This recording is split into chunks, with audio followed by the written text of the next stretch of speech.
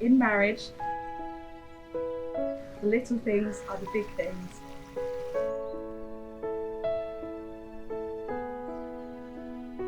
It's never being too old to hold hands. It's remembering to say I love you at least once a day. It's never going to sleep angry. It's having a mutual sense of values and common objectives. It's standing together, facing the world. It's forming a circle of love that gathers in the whole family. It's speaking words of appreciation and demonstrating gratitude in thoughtful ways. It's having the capacity to forgive and to forget. It is giving each other an atmosphere in which each can grow. It is a common search for the good and the beautiful. It's not only marrying the right partner, it's being the right partner. James, do you take Beth to be your wife? Do you promise to be loving, loyal and faithful to her for the rest of your lives together? I do. Beth, do you take James to be your husband? Do you promise to be loving, loyal and faithful to him for the rest of your lives together? I do. I, James John Fisher, take you, Bethany Rose Edwards, to be my wedded wife. I promise that I will always support you, share all my thoughts and feelings with you, giving you the freedom to be yourself. But most of all, I promise that I will always love you. May we look to our future with hope and happiness, and always remember the feelings that we share for each other today. I wish it was tequila. Give it 5 minutes. Yeah, no tequila. Beth said wish it was tequila, by the way. I, Bethany Rose Edwards, take you, James John Fisher, to be my wedded husband. I promise that I will always support you, share all my thoughts and feelings with you, giving you the freedom to be yourself. But most of all, I promise that I will always love you. May we look to our future with hope and with happiness, and always remember the feeling that we share for each other today. James and Beth, you have made the declaration required by law, and you have made the solemn promises to each other in the presence of your friends and family gathered here today. Just spin it. It does give me great pleasure to declare that you are now husband and wife. James, you may kiss your bride.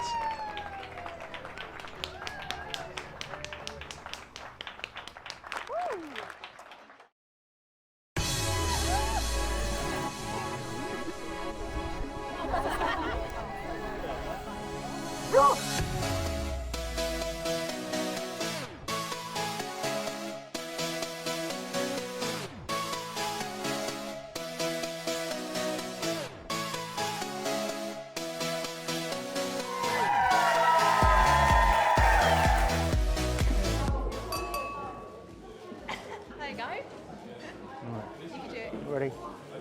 Good afternoon and welcome everybody. First we'd like to thank you for coming to Beth and James' wedding. Well, it's been a couple of years in the making, and I think they've done a bloody marvellous job, because really the rest of us have hardly done anything at all. She's turned into this wonderful young lady, sort of kind and sort of very nice, but still not to be crossed.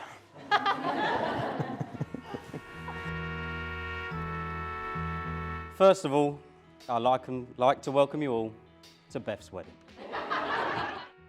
On behalf of my stunning wife and I, we'd like to thank you all for coming and sharing our special day with us. Following my research on this speech, I found that on average a groom's speech normally lasts between 5 and 7 minutes. Therefore, I'll do 5 now and give Beth the remaining 2 minutes later.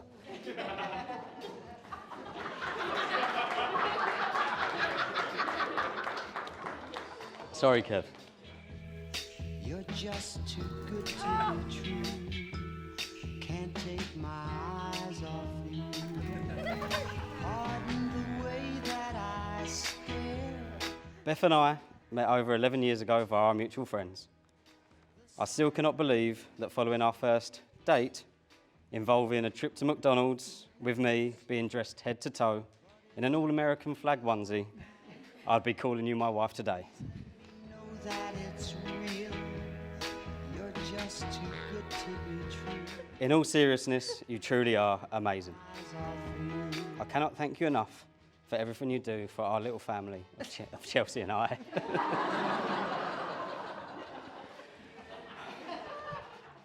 Whew. I'm so happy that today I get to marry my best friend.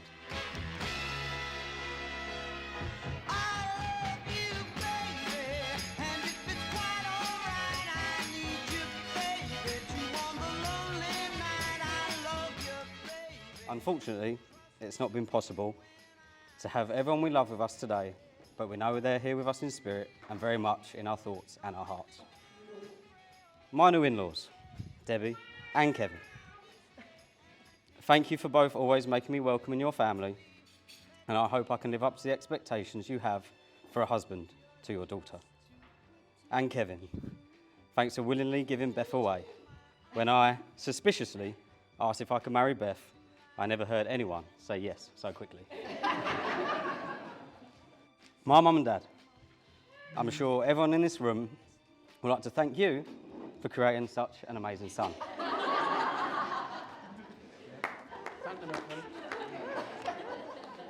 I want to thank you for always being there for me with unconditional love and support you have given me through my whole life.